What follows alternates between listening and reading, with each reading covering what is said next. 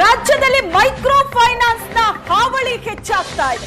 ಬಡವರ ರಕ್ತ ಕೀಳ್ತಾ ಇರೋ ಫೈನಾನ್ಸ್ ಹಾವಳಿಗೆ ಬ್ರೇಕ್ ಬೀಳಬೇಕಾಗಿದೆ.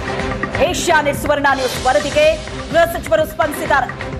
ಕಾನೂನು ಕ್ರಮ ಕೈಗೊಳ್ತೀವಿ ಅಂತ ಸಿಎಂ ಹೇಳಿದ್ದಾರೆ. ನಾಳಿನ ಸಿಎಂ ಸಭೆಯಲ್ಲೂ ಈ ಬಗ್ಗೆ ಚರ್ಚೆ ಮಾಡ್ತೀನಿ ಅಂತ ಹೋಮ್ ಮಿನಿಸ್ಟರ್ ಹೇಳಿಕೆ ಕೊಟ್ಟಿದ್ದಾರೆ ಬೆಂಗಳೂರಿನಲ್ಲಿ.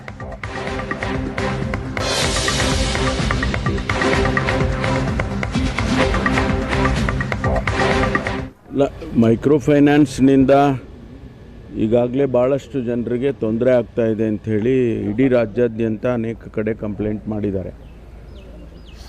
ಈಗಿರ್ತಕ್ಕಂಥ ನಿಯಮಗಳು ಅಷ್ಟು ಕಠಿಣವಾಗಿಲ್ಲ ಅನ್ನುವಂಥದ್ದು ನಮ್ಮ ಗಮನಕ್ಕೂ ಕೂಡ ಬಂದಿರುವಂಥದ್ದು.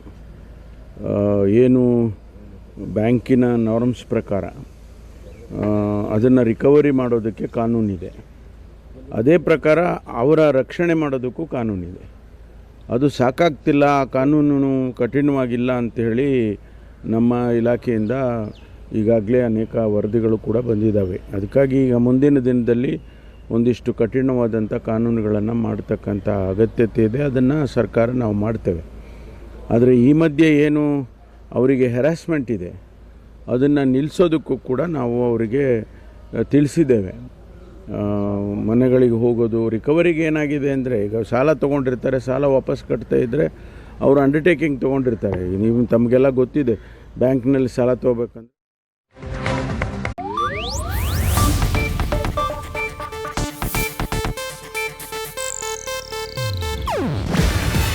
ಇದು ಏಷ್ಯಾನೆಟ್ ನ್ಯೂಸ್ ನೆಟ್ವರ್ಕ್ ಪ್ರಸ್ತುತಿ.